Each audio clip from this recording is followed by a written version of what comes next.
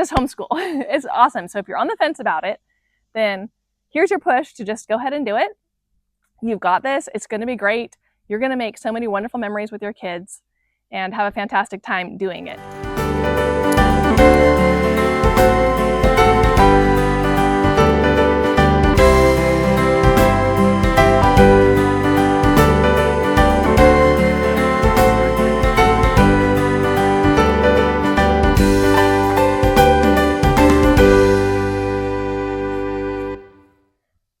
Hello, welcome back to Single Mom on a Farm. Father's Day is over and 4th of July is over, so I think the next big event on people's minds is back to school. So I'm going to do several videos about homeschooling. I am so passionate about homeschooling. I just love it. There are a lot of hard moments about it and some things I don't like about it, but overall I am so glad that we have always homeschooled, and I want to encourage other people to homeschool too. So I'm going to do several videos about homeschooling.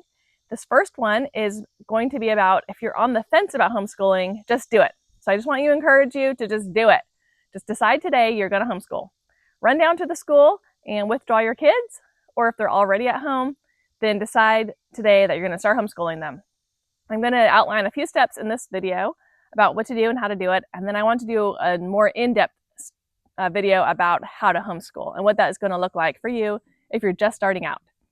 So for the first thing for today is decide, just do it, and don't look back. Don't say, like, maybe I should put them back in school. Just choose to go all in. You are homeschooling and you're not looking back. The only thing you're going to look back about is the wonderful memories that you're making and that you're so grateful for today when you decided to homeschool. You'll always remember that and how it changed your life for the good. Because I don't know what I would do if my kids were in public school, like what our past would have looked like. But instead I have just a wealth of fantastic memories of bonding with my kids and teaching them and playing with them and learning with them. My second tip actually has two routes to it. There's more of an unschooling approach, and then there's more of doing a lot of school subjects. And I'm going to talk about both of them and try not to go too in depth, but I will in my next video. So for the unschooling approach, I would suggest you go to my website and print off a free checklist. I have one in a notebook here from when my kids were little and I first started homeschooling.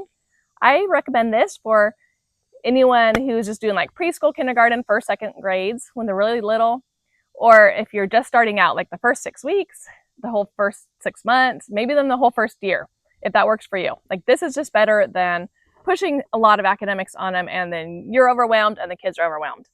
So I'll show it to you real quick and I'll explain more in the next video. But on the side are all the school subjects. Don't feel overwhelmed that, wow, that's a lot of subjects I have to do. That's not it. It is all the subjects I could think about that my kids were already doing on any given day. And then I don't fill them out every day, but I write down things that they were doing that would count. So like math, Kylie did 2 pages of math. And this was a little Scott Forsman workbook that I got at a yard sale for like $1. And Madeline just did some oral math, like just, asking her 1 + 1 and 2 + 2. These were when they were really little.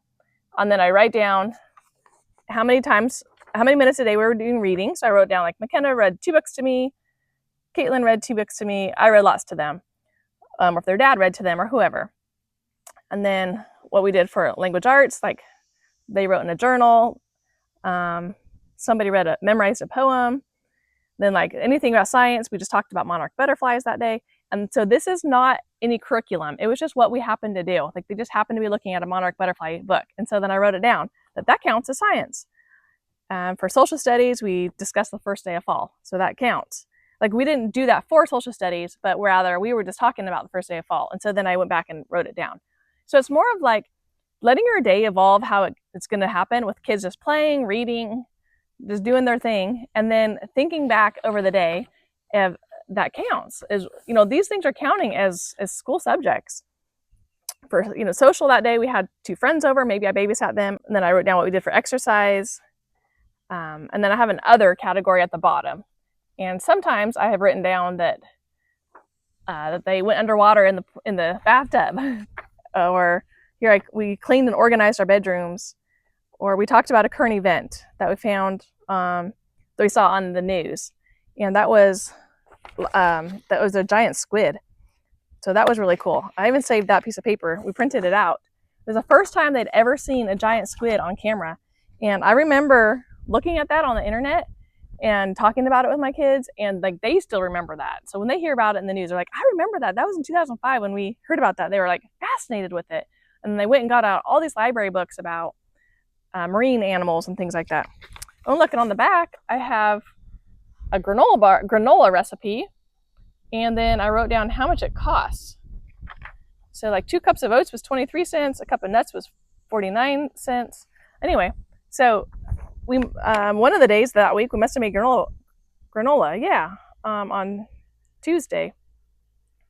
And so anyway, I also have like cooking on here, crafts, art, any computer time, so that I know that they're not doing too much computer time. And this is back when we just had like a humongous computer and dial-up internet. Geography, history, social studies. So I kind of broke it down. You know, so if we're just talking about where grandma lives, I can mark it down as geography. We talked about geography today. So you'll be surprised at how much you learn, like how much your kids are learning just by playing. I wrote down when they did Play-Doh, they traced pictures, or they drew, whatever. So it helps you realize you're doing so much more than you thought you did. So I love these for younger kids. I use them up until 2nd or 3rd grade because of that, because it makes me realize all their playtime counts as something. They're dressed up, they're playing doctor. Like that's a ton of social studies. And it's way better than saying, guys, today we're going to learn about careers, or like community helpers, and like get out a book maybe and read about it or whatever. Like that may not be into it, but when they're just playing doctor and asking all these questions, then is a great time to say, hey, what other community helpers do you know about, and things like that. So it kind of evolves more organically. So that is one thing I suggest, is to print that out and just start letting your kids live their day, and then writing down the things that you see count as a school subject. And then my other one was to ask your kids what they want to study this year. So what I do is I set aside an afternoon, and I will call the kids over to me one at a time, and I call them our back to school interviews. So they'll come sit by me, and I'll ask them, what do you want to study the most this year? And sometimes they'll be just like, I just really want to study Russia. And I'll be like, great. And so I write down the things that they really want to study. And I ask all of them that. And then I can help write the homeschool plans, based on what they want to learn. And I'll also ask them like which math book they're in, what they're doing for language arts. And so we kind of decide the science and history and our group subjects together, books that we want to read aloud, the time periods we're studying, or geography or whatever. So I don't like do every single thing that they want, but it's so good for me to know what they want to learn about. And sometimes it is short. Sometimes if it is just Russia, they're just anxious to learn about it, but it will be solved in just like getting 2 books from the library, and then they're like off to something else. So I don't want to plan like the whole year on Russia, because they maybe not wanted to go that much in depth. They just were interested in like 2 questions about Russia.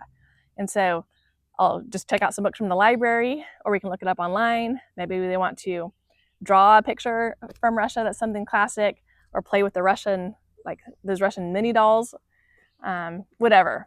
So it's so good to get that feedback from the kids. When the kids are ready to learn something, they will learn it. And if you're pushing school on them, like when they're not ready, then they don't want to learn it at all. I mean, and it's the same with us adults, Like if you're like, Marcy, today I'm going to teach you how to install a toilet. I'll just be like, what the heck? I don't know. That's not what I'm thinking about today. It's not what I want to learn about. But of course, when my toilet breaks, then I'm like, okay, someone come help me figure out how to install a new toilet. So it has to be kind of relevant to them and very applicable. My third tip is do not buy any prepackaged curriculum. None of those box sets that are like $500 or $600. They come with every subject you need and all the textbooks and workbooks. Just don't do that. I feel like that's way overwhelming. You have a pile of books, and it's really just doing school at home. And that's not what homeschooling is. Kids don't want to sit there all day, every day, and just have to like go through all of those books that are already planned for them and provided for them. And they don't really have any say in their education or what they're learning that day. They just have to open it up to Tuesday, September 3rd, and just start doing that assignment. So try to stay away from those. I know they look exciting. I really wanted them when my oldest was starting school. I had seen the Calvert catalog, and I was just like, oh, I want that. It'd have everything I ever needed. It'd just be so much fun, and it would be like doing school at home. And I always wanted to be a teacher. But I'm really, really glad now that I could not afford it, and that we didn't do school that way, that I let the kids just play all day. And then when they were coming to me with questions about animals and bugs and stuff, we just pulled out a book and learned about it. And I could have them write things down what they're learning to practice their handwriting. Or I would have them make origami of an animal that they're learning about, or a sugar cookie, or whatever. You know, we incorporated it into the whole day, and they were learning and remembering all the things that they were learning because they were so interested in it. So don't buy the prepackaged curriculum. Either let it kind of happen organically if they're really little, or if they're older, then plan your curriculum yourself. And I will do a whole video about how to write your own curriculum because it's so easy and it's so fun. It's just thrilling to me to write my own curriculum. You don't have to write every subject. Like, you can still buy a math book or language arts book, but putting it together yourself is a lot better because you can put them at the level that they want to do it, you know, instead of just saying, I'm getting a third grade whole set and they have to do all the third grade spelling words and math problems and the history of what other people had decided that they should learn about. Instead, you can say, oh, she's at a fifth grade math book, and then she's only at a first grade spelling level, and you can kind of pull from different grade levels and put it together yourself that way. And then you can also just write the whole lesson plans from a textbook, which I will show you in another video. You don't have to do all 4 core subjects every single year, like math, language arts, science, and history. We rotate through them. We pretty much do math every year, but the other 3 I kind of have to alternate because it can get overwhelming to do all of that in one day. And that's where people start going to the boxed curriculums because they can't plan all those subjects for their kids, which is fine if you can't plan it all. So I would just plan a couple of them. And then if you need to just buy a simple curriculum, I would suggest something like Apology of Science. They'll already have everything planned out for you, but it's a lot better than a boxed curriculum. It's not at grade level, like first grade, second grade, third grade. Rather, they have like 6 or 8 books for elementary school, and you can pick and choose which ones you want to do. This one is Anatomy and Physiology. They have botany and flying animals and swimming animals and physics and chemistry. It's just great. They have everything planned out for you, like I said, so you just read the book to your kids. They have activity books, which are really fun to do. They get a little monotonous, so because there's like handwriting pages in there, there's word searches, crossword puzzles, kind of some busy work. There's probably too much busy work, so I don't make my kids do all of it. You can buy those separately, or you can just do this and skip the workbooks because that's totally fine too. They have a list of all the things that you will need for the experiments, and it's almost always things you already have in your house, like a shoelace or an apple or vinegar.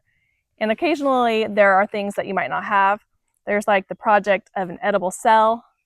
So it'll have like for you to get Skittles or M&Ms or jelly bean or anything like that. So which you could probably find something in your house. You can like or use a raisin or something. Anyway, but sometimes I will just go out and buy special things for this. It does need some Jell-O, which I don't keep on hand.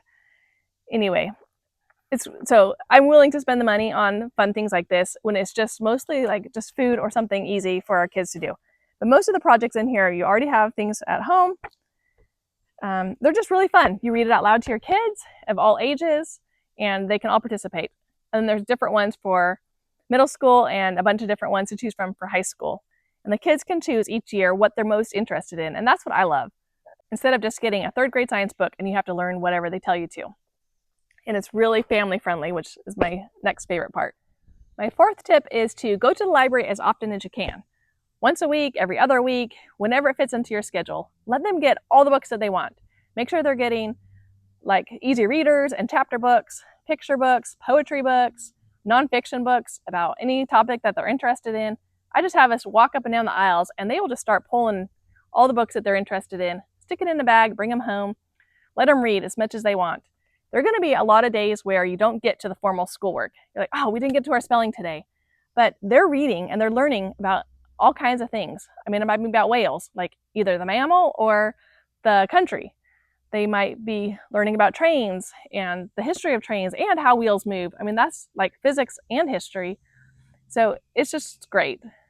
That's where my checklist comes in, where you can just mark down the things that they learned about today. They learned how to open the door for somebody. They learned how to ask the librarian for a book that they wanted. They learned how to look for things on the shelf. They learned how to, be whispering and paying attention to the people that were studying there. They learned how to check out their own books. There's so many things that you learn from a trip to the library. And maybe you're stopping at a park or doing some grocery shopping. So all of that is fantastic. So you can just keep track of it on the sheet and say, wow, look at all these great skills and my kids are learning out in the real world instead of sitting in a classroom. Okay, I probably talked too long and I wanted to go more in depth in another one.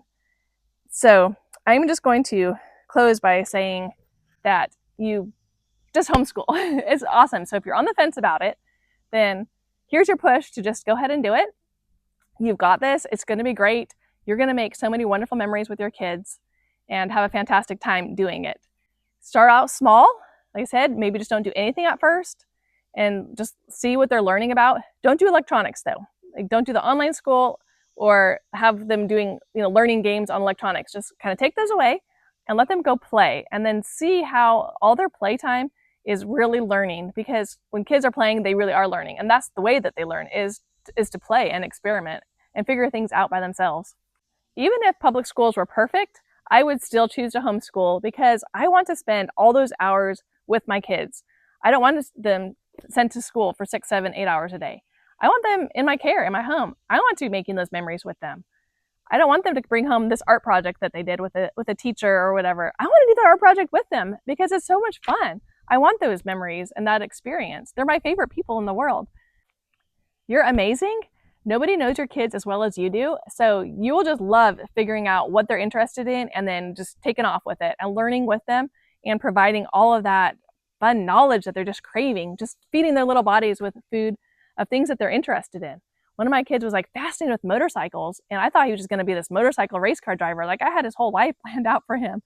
But all it took was like getting a ton of motorcycle books and playing motorcycles. He just drove a pretend motorcycle all over the place. I mean, he ended up outgrowing it or changing interests, but because I fed him so many motorcycle things. I even saw a stranger on a motorcycle one time in our neighborhood and begged if he could just take my son for a ride just around the cul-de-sac, and he did. And things like that. After he got fed all of that, then he moved on to something else. But I think kids need that homeschool experience to be so interested in frogs that they want to catch them and feed them and even cut them open and dissect them and figure out all their body parts and stuff like that. Maybe even fry their legs, frog legs, and eat them. I don't know. Just let them go as much as they want into a subject and then move on to the next subject. So homeschooling does not have to be complicated. It's not like 8 to 2, sit down and do your work. That's like what public school looks like. Homeschool is freedom and learning and just joy. Just enjoy your children and their joyful wanting to learn, just like babies. They start to crawl. You don't say, oh, it's time to read a book about how to crawl. It's time to have your crawling lesson today. They just do it, and they keep trying and figuring it out on their own with just a little bit of support and encouragement from you and providing a few things that they might need, like maybe their pants are too slippery or their socks are, so you take off their socks and let them crawl. Maybe they need to crawl on carpet is a little bit easier than a slippery floor. So you provide a few things like that to help it be easier, but you're not giving them any formal lessons about crawling. So same thing with school. Keep up the great work. I'm so excited. Oh, and I have one last thing. Okay, so for somebody who's on the fence about homeschooling and they've decided to homeschool because of this video, whoever the first person is to email me, or I guess you have to email me, okay? Because I'm not sure about the comments because they come in all weird orders. So the first person to email me, marcy@singlemomonafarm.com, then I'm going to send them a free copy of this book. It is Homeschooling. You're doing it right just by doing it. This is a fantastic, encouraging book. With the title says it all. You're doing it right. Just by doing it is just the best thing for your kid. You cannot screw them up or mess them up. They are going to turn out perfectly fine in the way that they're supposed to be just by homeschooling. It's by Ginny Urich. She's the one that does 1,000 Hours Outside. I love her books. I love her podcast. I really resonate with her. So I want to give this book to a person who is just starting homeschooling and needs that encouragement. So thanks so much for watching. Bye-bye.